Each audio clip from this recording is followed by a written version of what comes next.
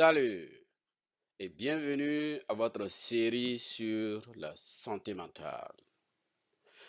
Dans cette série, nous allons avoir 10 épisodes dans lesquels nous allons parler des questions de santé mentale. Pourquoi parlons-nous de cela aujourd'hui? Je pense que le but principal, c'est d'améliorer la santé des nouveaux arrivants grâce à l'éducation et aux services communautaires. Mais avant d'aller plus loin, je voudrais dire que ce programme ou ce projet a été rendu possible grâce au généreux soutien des services de soutien à la famille et à la communauté. Et votre host, c'est Salaman Yamego. Je suis conférencier motivateur, consultant en stratégie et management, formateur en leadership, développement personnel, mentor et bien sûr éducateur communautaire. Alors, donc, on y va dans le vif du sujet. Avant de pouvoir continuer, j'allais dire qu'il y a une clause de non-responsabilité qui dit que ces informations que je donne à travers ces différents épisodes sont juste élaborées dans le but d'éduquer le public et fournir des informations de base sur certains problèmes et certaines choses liées à la santé mentale. Donc, les présentations et les opinions qui seront exprimées ici ne sont pas des conseils légaux ou médicaux et de tout autre conseil. Donc, pour ce faire, l'organisme avec lequel du moins si je travaille, ça s'appelle United Culture of Canadian Association et bien sûr, incluant moi-même, n'assumons aucune responsabilité à l'égard du contenu. Bien sûr que ce que nous faisons ici, nous ne sommes pas responsables de toute perte ou dommage subi en raison du contenu ou en raison de toute action qui est directement prise ou indirectement prise relatif à ce que je suis en train de partager. Donc, cela étant dit, donc, cette clause de non-responsabilité sera appliquée à toutes les séries, toutes les 10 séries qui vont être, pas les 10 séries, mais les 10 épisodes qui vont être enregistrés au fur et à mesure. Et merci et bienvenue. Et encore une fois, je suis Salamani Amego et je suis votre host. Alors donc, nous parlons de santé mentale. Quels sont les mythes sur la santé mentale? Je pense qu'entre autres mythes, c'est que la thérapie qui s'applique aux problèmes de santé mentale, la thérapie ne s'applique qu'aux problèmes qui sont vraiment graves. Et puis aller en thérapie pour une question de santé mentale signifie que je suis faible, que je suis imparfait ou que je suis fou.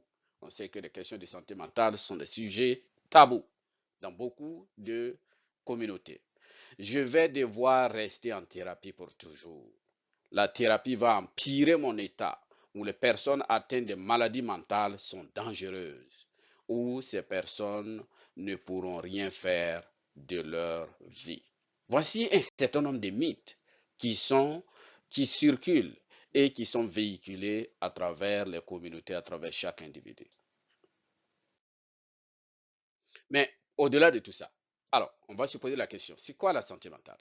Je crois que la santé mentale fait référence au bien-être émotionnel, psychologique et social d'une personne. Et cette santé mentale affecte généralement la manière dont on pense, la manière dont on ressent les choses, dont on se comporte et l'impact qu'on a sur la société, notre fonctionnement quotidien. Et selon l'Organisation mondiale de la santé mentale est définie comme un état. La santé mentale est définie comme un état de bien-être dans lequel chaque individu réalise son propre potentiel, j'aurais dit son plein potentiel, peut faire face au stress normal de la vie, peut travailler de manière productive et fructueuse et est capable de contribuer à sa communauté. En quoi est-ce que l'immigration est-elle liée à la santé mentale? On peut se poser la question parce que nous avons dit au départ, c'est d'aider les nouveaux arrivants. Et cela pour plusieurs facteurs. Vous savez qu'aller dans un autre pays il y a un certain nombre de facteurs qui arrivent, il y a des défis à relever, bien sûr qu'il y a des opportunités, mais la santé mentale est liée à l'immigration à cause du stress de l'acculturation. Quand vous allez dans un autre pays, c'est toute une autre culture qu'il faut apprendre. Donc, on perd le contact parfois avec sa culture d'origine et on s'immerge dans une nouvelle culture.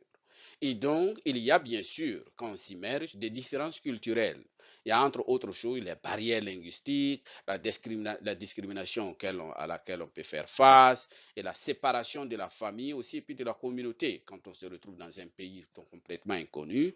Et il y a ce hiatus-là entre notre famille d'origine et la famille ou la communauté, la nouvelle communauté dans laquelle on s'intègre. Et autre élément, c'est les questions qui sont liées à la pauvreté. Si vous arrivez dans un nouveau pays et que vous n'arrivez pas à avoir un travail décent, vous n'arrivez pas à vous intégrer de façon professionnelle, cela peut engendrer une certaine pauvreté et donc qui a un impact sur votre santé mentale. En parlant des facteurs économiques dont on parlait liés à la pauvreté, ça joue vraiment un rôle important dans la santé mentale des nouveaux arrivants, des immigrants. Et quelques problèmes psychologiques courants sont le stress, la dépression, les crises post-traumatiques, l'anxiété. L'anxiété, c'est quoi l'anxiété? Parlons d'anxiété. L'anxiété, c'est un sentiment persistant d'agitation et d'incapacité à se calmer. Et les symptômes qui sont liés à l'anxiété sont entre autres, bien sûr qu'il y a d'autres facteurs, sont entre autres des maux de tête, des tensions musculaires, des troubles du sommeil. Mais je voudrais vous rassurer, tout le monde peut être anxieux, tout le monde peut faire face à l'anxiété, mais c'est quand cela devient persistant et difficile à contrôler que nous basculons au fur et à mesure dans un système ou dans une situation d'anxiété. Le stress. Le stress, comme l'anxiété, survient que lorsque nous ne sommes pas capables de contrôler ou nous nous sentons impuissants face à certaines choses, où nous avons une certaine impression qu'il y a une menace, une grande pression ou une menace qui nous attend. Par exemple, une personne qui n'arrive pas à s'occuper de ses responsabilités personnelles tout au long de la journée ou ses responsabilités familiales, professionnelles, qui pense que tout va mal dans la vie, qui a des incertitudes financières, ou par exemple qui a été sous le choc d'une perte, la perte tragique ou en tout cas le décès d'une personne ou d'une discrimination ou d'un accident ou d'un crime quelconque. Par exemple, on parle de la pandémie qu'il y a eu lieu il y a quelques années, peut faire face à ce stress. Et quels sont les symptômes, vous me direz, du stress? Donc, il y a les symptômes physiques, mal de tête, tension musculaire, douleur thoracique, la fatigue et la tension et les symptômes émotionnels, l'irritabilité, la dépression, la colère, l'agitation. Et aussi, il y a des symptômes comportementaux, difficulté de se concentrer, il y a l'oubli, il y a la procrastination et puis il y a aussi la toxicomanie. Donc, finalement, on rentre dans une zone assez difficile. C'est quoi la dépression alors? Donc, on a parlé d'anxiété et maintenant on parle de dépression. La dépression, c'est aussi un élément donc, de la santé mentale. Donc, dans cet épisode, il s'agit en réalité de présenter les différents éléments qui sont liés à la santé mentale. Donc, la dépression, c'est un problème de santé mentale qui est courant et très grave, qui est caractérisé par des sentiments persistants de tristesse, de désespoir et de perte d'intérêt pour la vie, pour les activités qui nous entourent.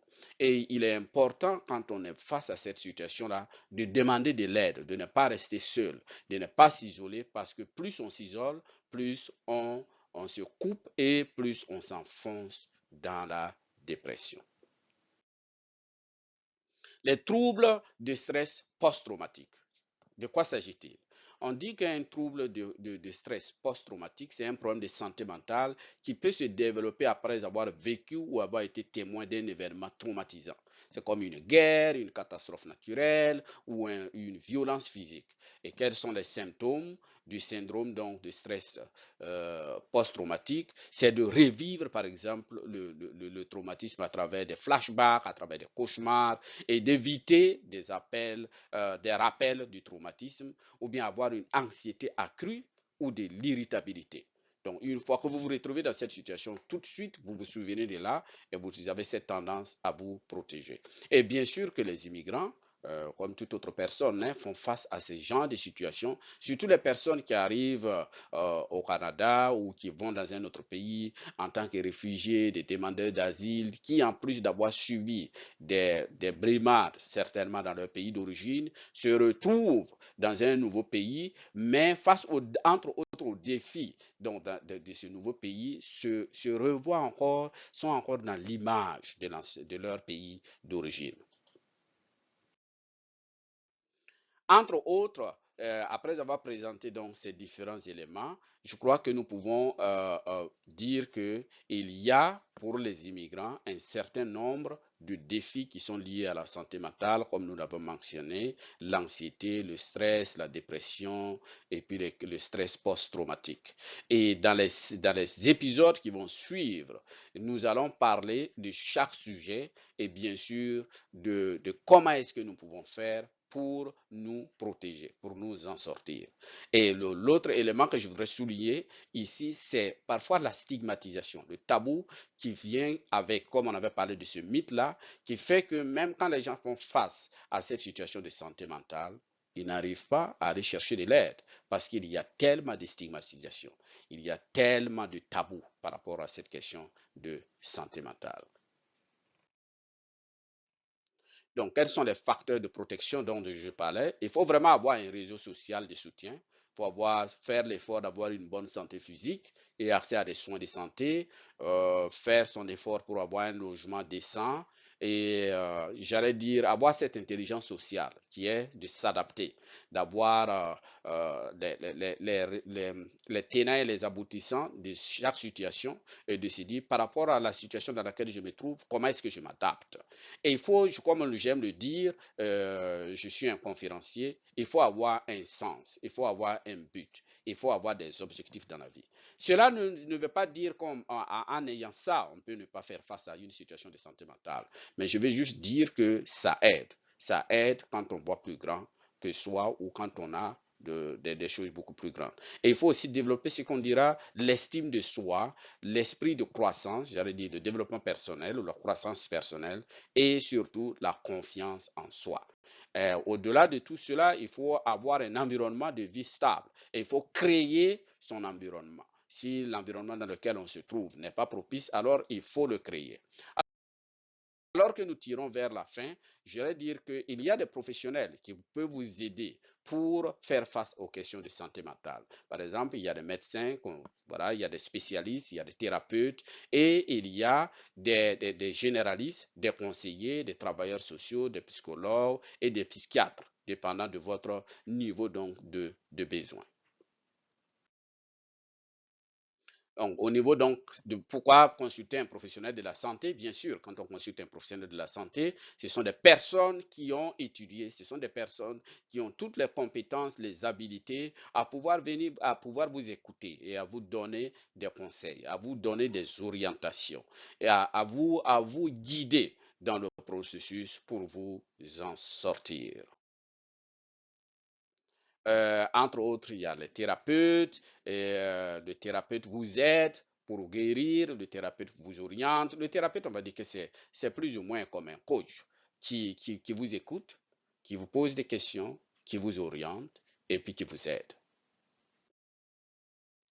En conclusion, par rapport à tout cela, j'allais dire que la santé mentale est le fondement de l'espoir, de la satisfaction dans la vie, des bonnes relations familiales et du bien-être général d'une personne. La maladie mentale, c'est l'une des principales causes de crimes et de nombreuses maladies graves. Et on dit au Canada, de nombreux organismes et personnes aident les personnes ou les gens à retrouver une bonne santé mentale. Et par rapport à cela, je dirais que l'organisme avec lequel je travaille, qui s'appelle United Culture of Canada Association, offre des programmes pro bono pour des personnes qui en ont besoin. Et donc, sur ce slide, il y a les contacts qui s'appellent Free Psychological Counseling @ucca.ca. Donc, il y a aussi le site web et sur lequel vous pouvez visiter pour avoir plus d'informations. Sur ce, donc, je vous remercie et je remercie encore United Culture of Canada Association pour me donner cette opportunité de partager ces éléments avec vous. Alors, au prochain épisode. À très bientôt. Au revoir.